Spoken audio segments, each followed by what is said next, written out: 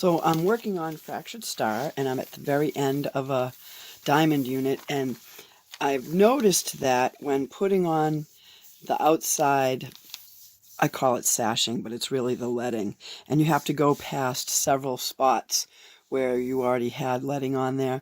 There's a lot of tearing paper that goes on, and it's a little hard to line up, so I'm going to show you how I do this other side. It happens to be sections 15 and 17.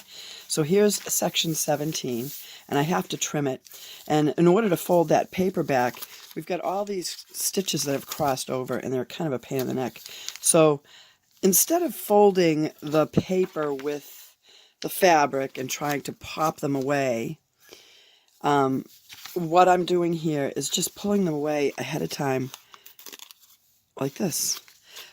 But when you have the double ones that are stitched, it's easier to grab both of them at the same time and pull them away. So I'm just pulling them away, and then I'm going to be able to fold my paper really easy, and then there's one more at the end here. So I've pulled them all away, and now when I go to put my folding template on there, it's going to fold really easy. And it looks like you're trimming away a lot, but you need to because you're making a 1/4 of an inch seam allowance for that next skinny piece of leading or sashing that's going to go on. Nice and clean, easy to fold, and then your next piece can get placed.